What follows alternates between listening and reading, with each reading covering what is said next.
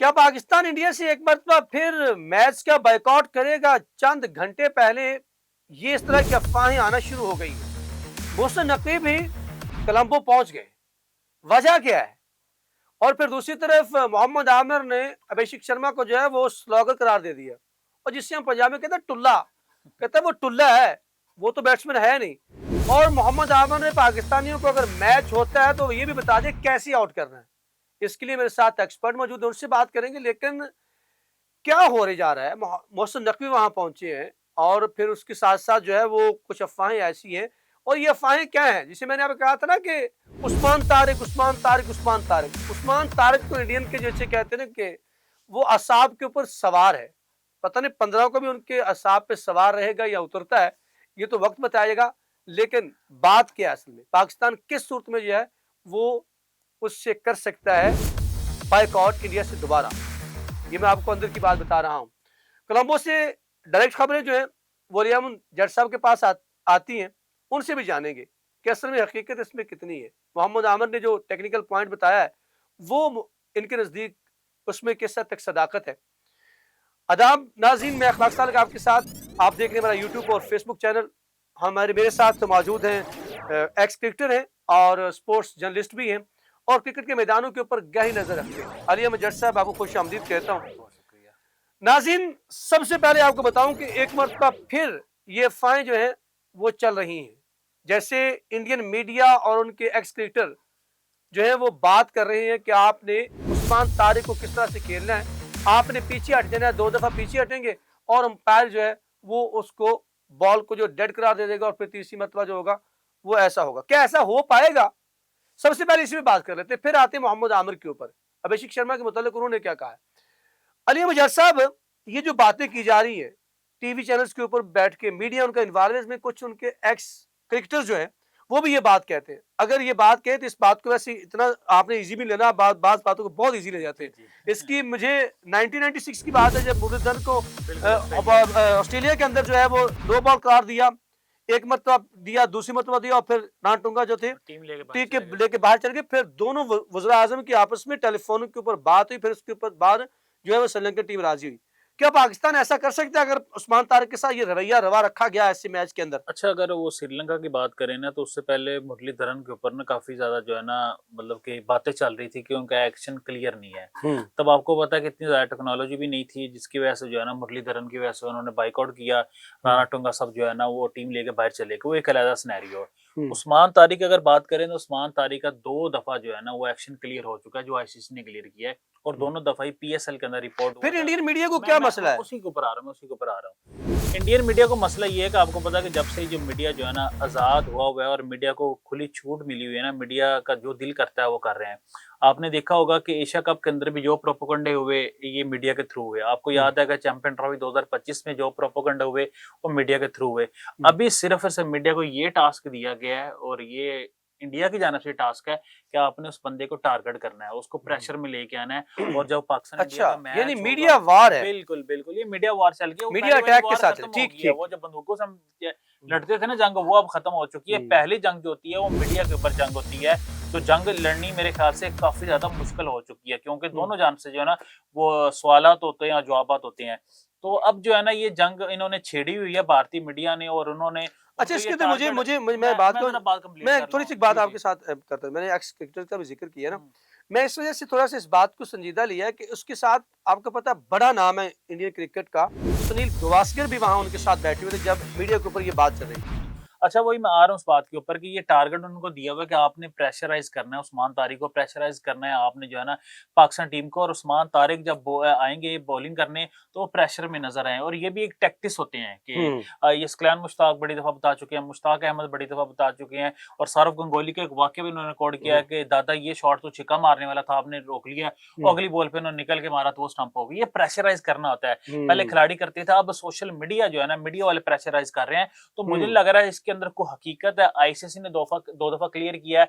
हाँ, ये जो एक उन्होंने बात की है ना कि जब वो पोज लेंगे, मतलब बॉलिंग करने आए हुए वो पोज लेके फिर आगे बॉल फेंकते हैं, हो सकता है उस टाइम जो है ना उनका प्लेयर, भारतीय प्लेयर जो है ना रुके, एक दफा पीछे हट जाए, लेकिन मुझे नहीं लग रहा कि वो जो है ना पीछे हटने की वजह से अंपायर नो बॉल दे देंगे, उस तरह का कोई ऐसा मामला नहीं हो या सकता। डेड बॉल करा हाँ, देंगे। डेड बॉल करार दे देंगे, इससे ज्यादा यही हो आपने सकता है। क्रिकेट खेली भी मैं हुई है। वही बताने लगा हूं ना, ज्यादा से ज्यादा यही हो सकता है कि अंपायर जो है ना ये कह सकते हैं जी, वो आगे से बहाना लगाएंगे ना, पूछेंगे बैट्समैन से जाके जी आप पीछे क्यों हट रहे हैं, तो वो कहेंगे जी मुझे कुछ नजर नहीं आ रहा, या मुझे इस तरह की बात करेंगे।